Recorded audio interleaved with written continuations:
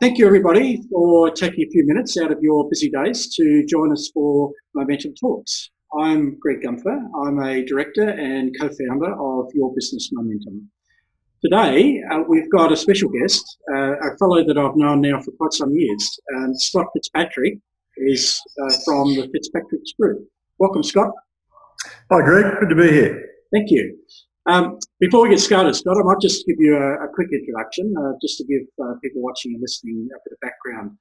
So, Scott founded the Fitzpatricks Group back in 1987, and he's got more than 25 years wealth management experience. He's regarded as one of the change agents who introduced genuine, professional fee-for-service advice in Australia, well ahead of his time. Scott is in high demand with other professional advisors and firms to train them in advice and client management. So thank you again, Scott, for coming along. All good. So today, we're actually going to be talking about working with successful families. So, Scott, I've got a few questions I'd like to ask, but the first one I'd like to ask is something that might be just a little bit different, particularly as it pertains to family business. So it might be a statistic or... Well, I think one statistic I always like is that family business represents, or small business represents 50% of Australia's GDP. It's probably the most underserviced segment of the market. Yeah. Another statistic I like is that New South Wales in particular is the third most litigious state in the world after Florida and California. Is that right? Wow. Protecting your assets, it should be high on the agenda for family business. Wow. Yeah, that's very relevant. So, Scott, you know, you're obviously founder of Fitzpatricks Group. Tell us a little bit about the sort of services that Fitzpatricks provide and what would you be particularly known for? I think what we love is the successful family, successful business owner marketplace. It takes a eclectic skill set to service that market. The idea is that the way we like to position ourselves is to sit on the family board and to be across all their issues. A lot of those issues are financial, but similarly, a lot of those issues are non-financial. So we need to be across areas of, tax and accounting and estate planning and asset protection, insurance, things like that. But it's all in a context about what makes a great life for this family. That's our start point. Helping families develop a family plan or a life plan. And, I guess too, Scott, with family business, you've got this sort of intergenerational changes as well. So you've got competing sets of objectives, essentially. Yeah, there really is some complexity there that you need to be able to get across. And one of the things that's quite the flavour of the month at the moment is developing family constitutions or the family rule book, that intergenerational wealth.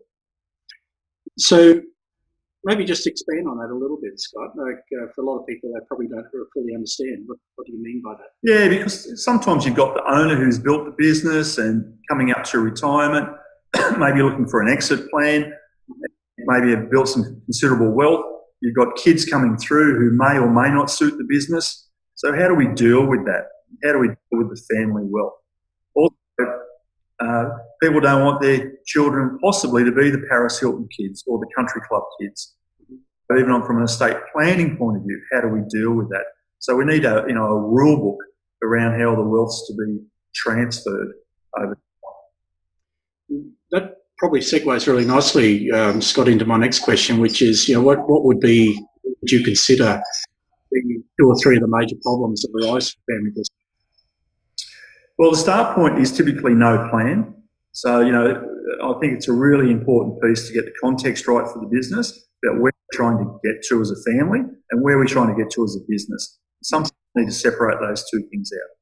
I see. Separately dealing with the content, like are our assets protected?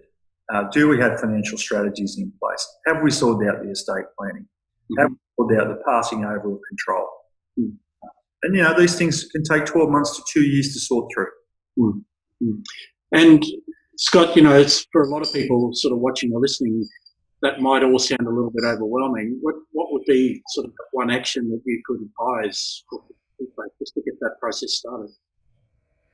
I think the start point is the start point.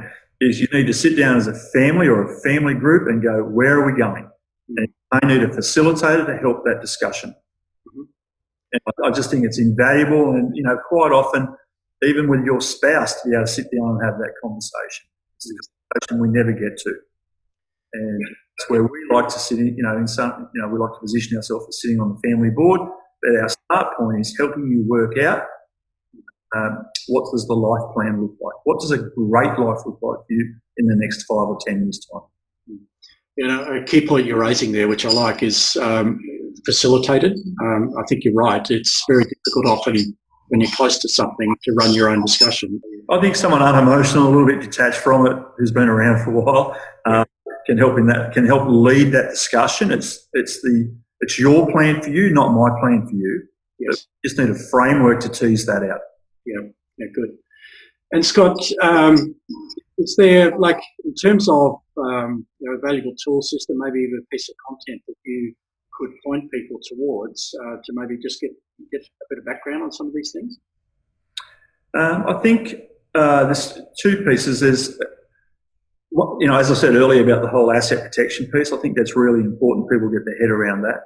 How to separate business and personal wealth out. We do have some articles on our website that are relevant towards that. Even from an investment point of view, which we haven't really spoken about a lot, but it's really important for people to maintain their capital and get a consistent return on their money.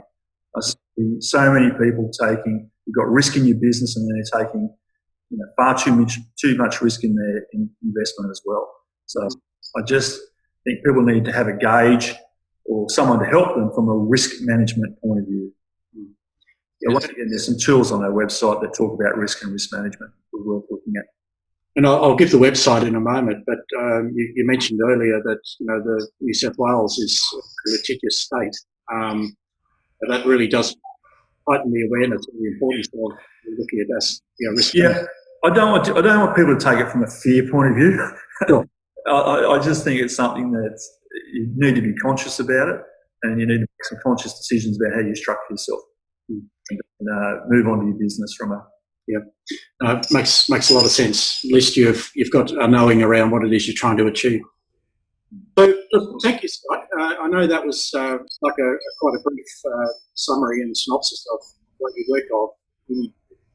But I think if you want to actually know more, I think you can actually see from Scott. He's got a lot of experience. He's got a lot of passion, particularly as it comes around to family business. If you need to speak to Scott or even reach out to him, I'd suggest you land on their website, which is www.fitz.com.au. So just following that, if you enjoy those Momentum Talks, we'd love you to just a few minutes to subscribe to our talks, because from time to time we may well sort of have some one little thing that I find very, very useful. And if you do, in fact, have a topic that you'd like us to cover, please come to us and we'll find us. Thank you again, Scott. Enjoy chatting and enjoy your trip away. Okay, thanks. Thanks, Scott.